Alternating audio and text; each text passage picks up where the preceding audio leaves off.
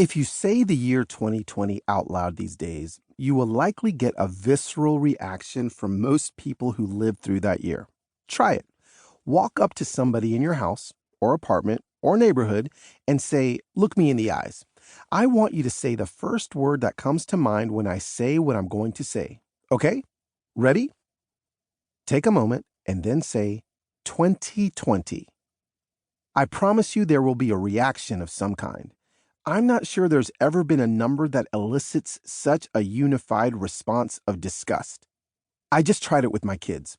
Ready to hear their one-word responses? My oldest daughter replied, "Ugh."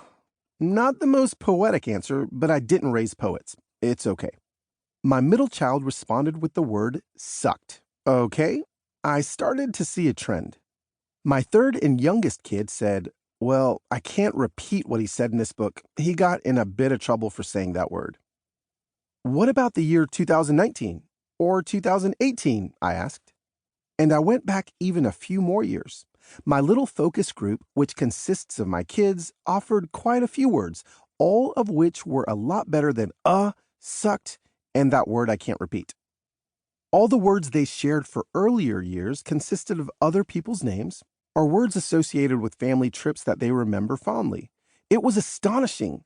Nothing but pleasant thoughts for all the other years. Now, I'm not saying that every year prior to 2020 was wonderful for all of us, but I am saying that by comparison, 2020 was horrible for many of us. Maybe most of us. And to be honest, I don't think it was the pandemic that left the most lasting marks on each person. I think our deeply inhuman response to everything that happened in 2020 left the deepest mark, and for some, the deepest wounds. The year 2020 jacked up humanity. It threw many of us off course, and the problem is that we can't seem to rebound. I mean, I'm writing this book more than 2 years after the start of the pandemic, and it still feels like most of us got knocked off course and can't find our way back. I'm still processing, still working to understand. Maybe you are too. Why? Because 2020 was about so much more than 2020. My dad used to tell me an analogy about a ship.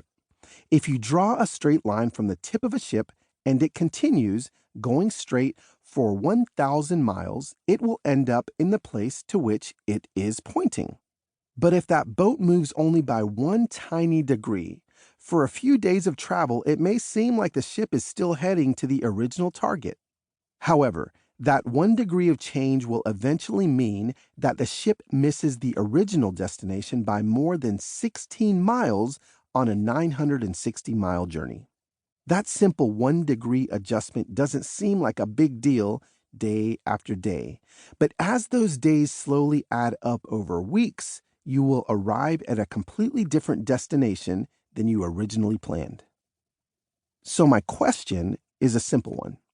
How does humanity get back on course to being the kind of people who run together to help a stranger in need?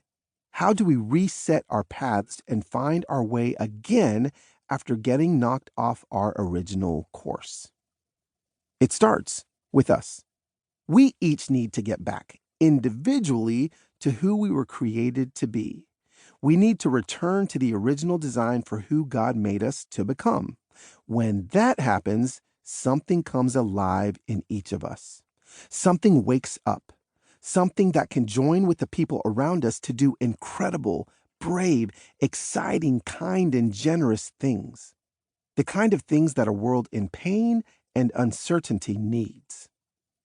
God created us to come alive in our original plan and design. The spice of the Italian auntie, the peace of the Kenyan hunter, the sweetness of the southern grandma. We all have God's creativity deep inside us. And I believe that the first step in learning how to human is to simply be human. Become who you were created to be. And who were you created to be? The answer, my friend, is unfortunately often buried deep within, buried beneath years and years of trauma, trials, and triggers, buried somewhere beneath years of slowly growing opinions on issues that may or may not affect you. Buried underneath years of being surrounded by people who look like you, think like you, talk like you, and vote like you. Buried underneath years of watching your favorite television news anchor. Buried underneath years of trying your very best to be human.